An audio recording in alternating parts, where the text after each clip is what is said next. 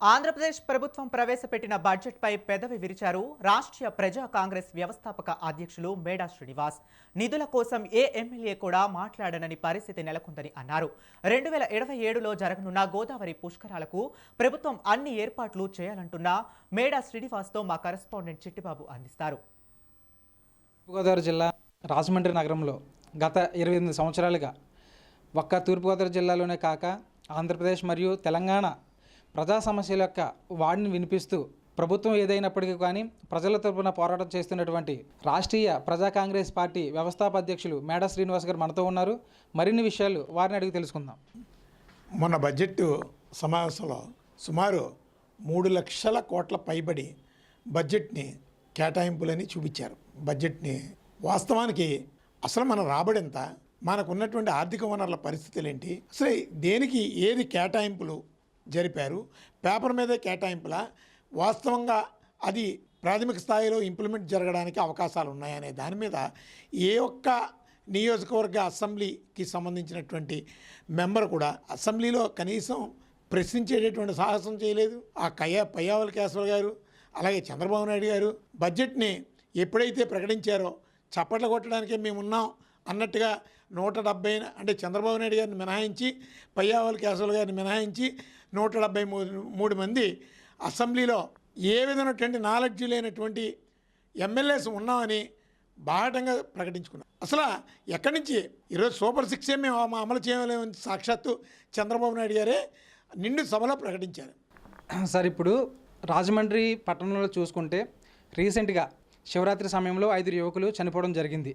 అది ముఖ్యంగా గోదావరి నదీ ప్రవాహంలోనే చనిపోవడం జరుగుతుంది. దీనికి ప్రభుత్వాలు తీసుకునేటువంటి చర్యలు ఏమైనా ఉన్నాయంటారా? అంటే ప్రభుత్వాలు తీసుకుంటాయండి. ఎవరన్నా చనిపోతే ఈరోజు 3 చనిపోయారు, రేపు పొద్దున ఇంకో 10 మంది చచ్చిపోతే అప్పుడు తీసుకుంటారు. ఏదో ఒక ఇన్సిడెంట్ ప్రభుత్వానికి తెలియాలి, జరగాలి.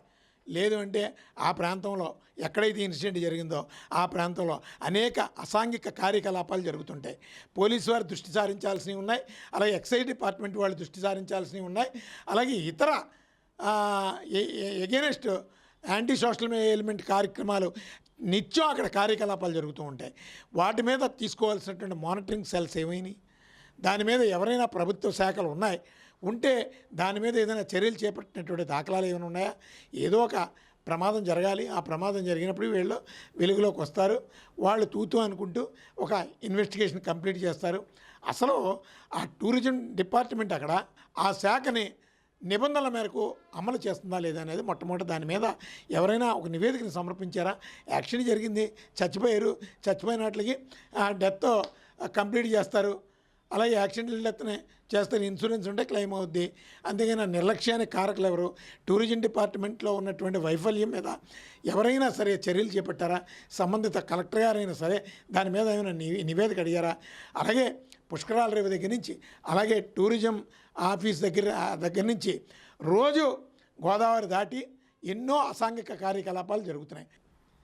సార్, గత ప్రభుత్వంలో డ్రిడ్జింగ్ యంత్రాలు మేము ఆపుతాము, భవన నిర్మాణ కార్మికులకి మేము ఆసరాగా ఉంటామని చెప్పేసి ఇప్పుడు ప్రస్తుతం ఉన్న ఎమ్మెల్యేలు ఎవరైతే ఉన్నారో, ఇప్పుడు టీడీపీ ఎమ్మెల్యేలు ఎవరైతే ఉన్నారో వారు గత ప్రభుత్వం చెప్పారు. అయితే ప్రస్తుతం ఇదే విషయం మీద డ్రెడ్జింగ్ యంత్రాలు రావడం వల్ల మా ఉపాధి కోల్పోయామని చెప్పేసి చాలామంది కార్మికులు రోడ్డున నిరసనలు వ్యక్తం చేస్తున్నారు. దీని మీద మీ అభిప్రాయం? ఇప్పుడు ఆ రోజు డ్రిడ్జింగ్ మీద, ఇసుక మాఫియా మీద ఇప్పుడు అధికారులు ఉన్నటువంటి వాళ్ళు అప్పుడు ప్రతిపక్షంలో ఉన్నారు. అందుకని ఖచ్చితంగా ఆ రోజు వాళ్లకు వచ్చినటువంటి తోచిన విధంగా ఆరోపణలు చేశారు. అలాగే ఆ రోజు వాళ్ళు మాట్లాడినటువంటి మాటల్లో వాస్తవాలు ఉన్నాయి. ఆ రోజు ఎందుకంటే మేము కూడా మాట్లాడాం, ఇక్కడ జరుగుతున్నటువంటి డ్రిడ్జింగ్ మూలంగా పర్యావరణం దెబ్బతింటుంది, అలాగే ఇసుక మాఫియా యథేచ్ఛగా రెచ్చిపోతుంది, రోడ్లు పాడవుతున్నాయి, అలాగే ఈ డ్రిడ్జింగ్ మూలంగా ఇక్కడ ఉపాధి అవకాశాలు నష్టపోతున్నారు అని అనేక సందర్భాల్లో ఇప్పుడున్నటువంటి అధికార పక్షం, అప్పుడు ప్రతిపక్షం, అలాగే ఆ రోజు అఖిలపక్షం నుంచి మేము కూడా మాట్లాడడం జరిగింది. మా పోరాటం కూడా ఆ రోజుల్లో కొనసాగించడం జరిగింది. కానీ దురదృష్టవశాత్తు కాలక్రమేణా ఆ రోజు ప్రతిపక్షంలో ఉండి మాట్లాడినటువంటి వాళ్ళు ఇప్పుడు అధికార పక్షం అయ్యారు. ఆ రోజు వాళ్ళు మార్గం చూపించారు. ఆ మార్గానికి మేము బాటసారులుగా మేము ఉన్నాం, మేము దాన్ని వాటా పంచుకుంటున్నాం అని చెప్పి వాళ్ళు మార్గదర్శకంగా తీసుకుంటున్నారు. డ్రిడ్జింగ్ జరుగుతుంది. అసలు ప్రజాప్రతినిధులదే బాధ్యత కాదండి, ప్రభుత్వ అధికారాంతా కూడా, ప్రభుత్వ యంత్రాంగాంతా కూడా బాధ్యతే. డ్రిడ్జింగ్ అంటే చిన్న చిన్న మిషనరీలు కావండి, పెద్ద పెద్ద మిషనరీలు పెట్టేసి గోదావరిలో తోడేస్తున్నారు. ఇరిగేషన్ డిపార్ట్మెంట్ ఏం చేస్తుంది, మైన్స్ డిపార్ట్మెంట్ ఏం చేస్తుంది, అలాగే రెవెన్యూ డిపార్ట్మెంట్ ఏం చేస్తుంది, పోలీస్ యంత్రాంగం ఏం చేస్తుంది, అలాగే ప్రభుత్వం ఏం చేస్తుంది. అసలే పెద్ద పెద్ద వార్తలు రాయగలిగేటటువంటి గవర్నర్ బెడ్రూమ్లో కూడా కెమెరా పెట్టి వాస్తవాలను బయట ప్రపంచానికి చూపించేటటువంటి ఒక గొప్ప గ్రేట్ మీ మీడియా ఉన్నటువంటి ఈ రోజుల్లో ఇక్కడ డ్రిడ్జింగ్ యంత్రాలు ఇవేం కనపడడం లేదండి. తూర్పుగోదావరి జిల్లాలో ఉన్నటువంటి ప్రతి ఏవైతే నిక్షేపాలు ఉన్నాయో వాటన్నింటి కూడా పోగొట్టుకోకుండా తమ వంతు కృషి చేస్తూ ఇక్కడే ఉన్నటువంటి ప్రతి ఒక్కరు కూడా ఉద్యోగ ఉపాధి అవకాశాలు కల్పించేలా తమ వంతు కృషి చేస్తామని చెప్పేసి, ఎక్కడైతే అన్యాయం జరుగుతుందో ఆ అన్యాయం పట్ల తాము ప్రశ్నిస్తామని చెప్పేసి మేడా శ్రీనివాస్ మనతో చెప్పడం జరిగింది. కెమెరామెన్ బాలుతో చిట్టుబాబు, రాజమండ్రి నుంచి.